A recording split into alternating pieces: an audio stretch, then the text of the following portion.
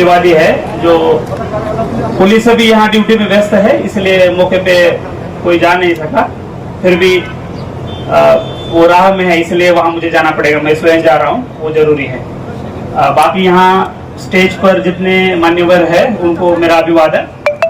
आप सभी यहाँ जो उपस्थित है उनसे मैं कुछ कहना चाहूँगा जो बहुत इम्पोर्टेंट है। आज का दिन मैं ये कहूँगा कि रैली या सत्कार इनका बहुत कम है। आज का दिन जो है वो बाबा साहब के जो विचार है उसको अपने दिल के अंदर कैसे बिठा सकते हैं ताकि ये मिट न जाए, उसका आज दिन है। बाबा साहब कहते हैं कि I am Indian firstly and lastly, मतलब मैं भारतीय हूं प्रथमता और अंतिमता। और जब मैं शुरुआत में मुझे बाबा साहब पता नहीं थे, ना ही उनके बारे में पढ़ा था। जब मैं बीटेक में गया तब बाबा साहब के बारे में मैंने पढ़ा, मैंने सुना। तो एक कोट था जो मैं हमेशा मेरे डायरी में लिखा होता था, और वो कोट इस तरह से है, हालांकि वो अंग्रेजी में है, फिर भी मैं कोशिश करूंगा उसको हिंदी में साझा करने की,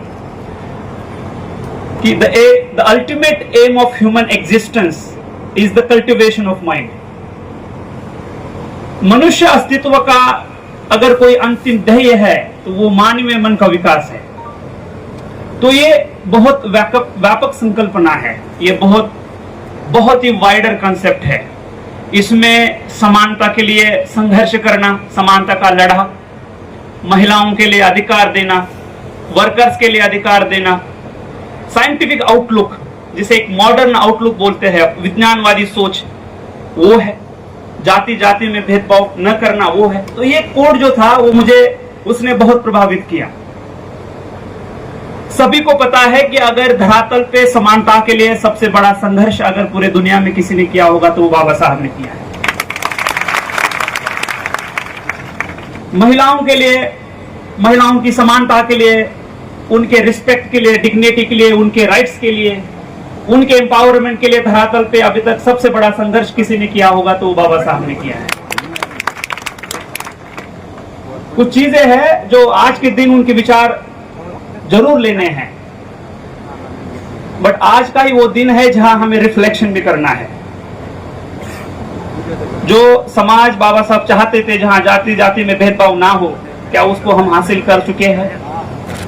उस पे सोचना जरूर बहुत जरूरी है। बहुत सारे लोग यहाँ होंगे जिनको मैं कहूंगा जरूर संविधान पढ़िए, बट उनके पास ना उतना टाइम होगा। बट मैं जरूर कहूंगा कि अगर आपको किस परिस्थिति में संविधान बनाया गया, किस तरह से संविधान बनाया गया, किस तरह की चीजें संविधान में है जिससे ये समाज जो है, ये दुनिया की एक बहुत ही वाइब्रेंट डेमोक्रेसी है, उसको पढ़ना, उसको समझना बहुत जरूरी है।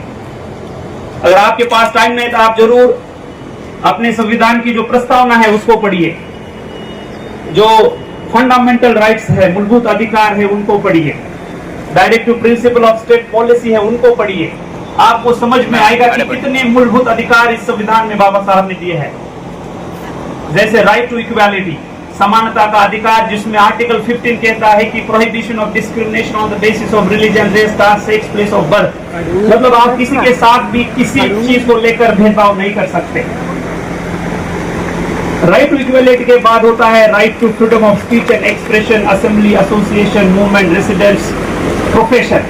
मतलब आपको अधिकार दिया है, आपको बोलने का अधिकार दिया है, बोलने की आजादी दी है, आपको ऑर्गेनाइजेशन, एसोसिएशन फ्रेम करने की आजादी दी है। बहुत ही मूलभूत और फंडामेंटल चीजें हैं जो समाज में अगर कोई कम्युनिटी है या कोई समाज में व्यक्ति है, उसकी जो राइट्स है, उसका जो एक डिग्निटी है, उसकी जो लाइफ है, उसके लिए बहुत जरूरी है। उसके बाद आता है राइट अगेंस्ट एक्सप्लॉयटेशन,